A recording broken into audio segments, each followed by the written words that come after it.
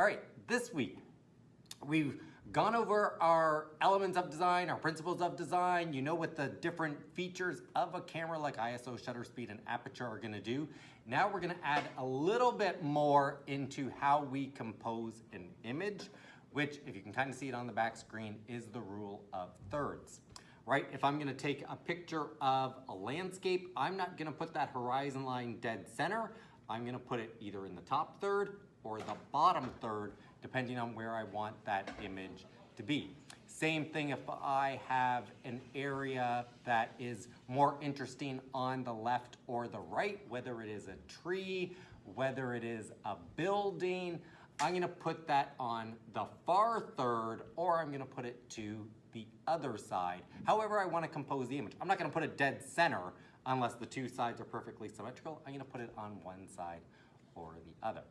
All right, so that's what we're going to look at this week, is how we compose our images. And if I just scroll down, right, one other technique is a frame within a frame, right? So maybe you're taking a picture of a doorway, and that doorway is creating another frame for the subject within that frame.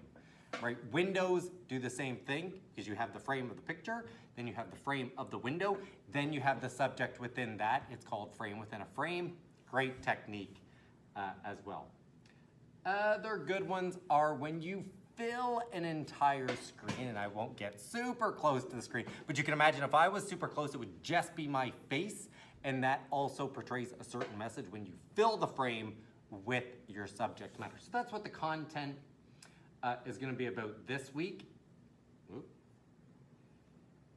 When you get to the action portion, there is a large reading within it. It is not meant for you to read from start to finish kind of thing, because there's a lot of different ways and features that you can add in, and different techniques that you can add to your portraits. That's for you to read through, not from start to finish, because it is very long.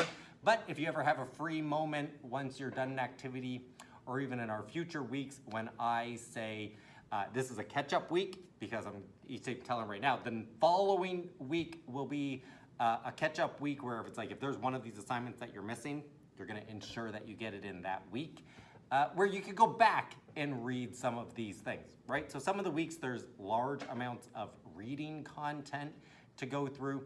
That's something that you can get caught up on during our kind of catch-up weeks.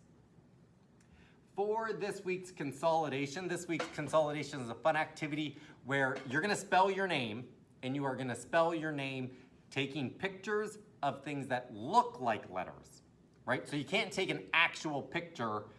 Say you have a street sign that has the word stop, but you have an S in your name. So you walk up to the stop sign, and take a picture of an S. You can't do that, because that's a literal S. You need to find things in nature that the shape of it looks like the letter. Okay, so I'll put up some examples where you can see, what's one of our words? The word is imagine, right? And the Eiffel Tower, the peak of it, is a shape you can use as an I to start the word. Same thing as a bridge in the openings creates the M. You're not literally looking for the letter. You're looking for shapes, right? That's back to that first week when we were talking about form and shape. Now you're looking at form and shape of the environment to try to find letters that you can use to spell your name. And then you're going to put all those series of pictures in order to literally spell a word. That word, easy word to choose, is your name, right? Nice, easy one. For this activity, try to take the same image from slightly different angles, because this one might heavily rely on shadows, right? The way a shadow falls, say you're taking a picture of a hose, and that hose is in the shape of an S. Well, if there's a shadow or a light, it might help emphasize the letter. Rather than taking it straight down, maybe you're gonna take it from a little bit of an angle. Definitely when you're taking a picture of the letter, take it from like 3 different angles to see if one of those perspectives works a little better. And this is a fun one to try to create consistency between our images, because maybe the coloring will be off, which is why maybe you see black and white examples, because if the coloring's off, just make them all black and white, then it will seem more symmetrical. Same thing maybe for this activity, not that you have to, but maybe you're gonna try to make it garden related, I'll say, because my first example was a hose, right? Where maybe the next letter might be an I, so I'm gonna look for the stem of a flower. Or maybe the next letter might be a T, so I'm gonna look for a plant that has 2 leaves sticking off the side. Then not only am I making my name flow with all of it being black and white, all of the image have a similar theme because they're all outdoor related, right? Or maybe they're gonna be kitchen utensils and that's the theme. Or maybe they're all action adventures and I'm using sporting equipment like skis and ski poles and a basketball for an O. All the pictures are sport related. And when you do little things like that, it starts to create, you know, coherency within your image, and that heightens when you look at something, you're like, wow, why does this one seem more interesting than another one? It might be because there's not only consistency between the coloring, but there's also consistency between the themes of the images used for the lettering, right? If I was a person that really loved to travel, I might want to spell my name with buildings from around the world, right? Obviously, you're not going to travel the world with this activity, but that might be something you want to do in the future, right? You're a person that enjoys traveling, and you might want to spell out the word adventure.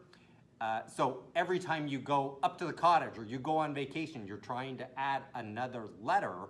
So then once you've traveled a bunch of places in the world, you have this word adventure and you have it posted on the wall, and it's from all your different adventures around the world.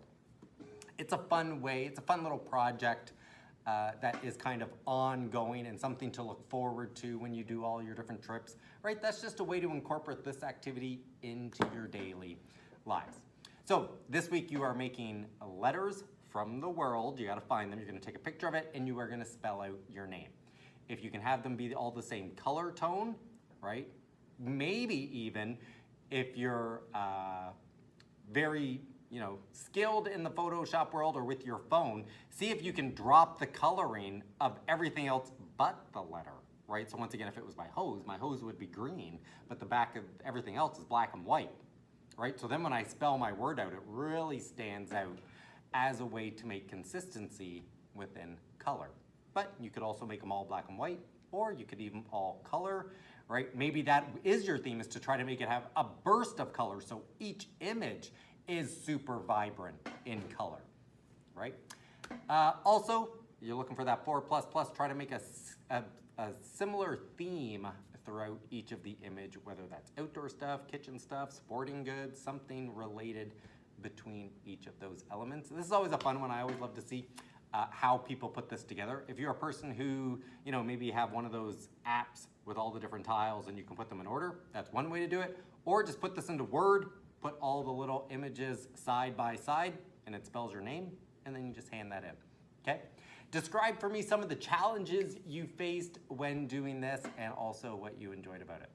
All right, short video this week. Next week is going to be a catch-up week, so it'll be a chance for you to kind of go back over the material, look over some of the parts that maybe you didn't watch the videos or do all the readings, or you haven't handed in one of the assignment.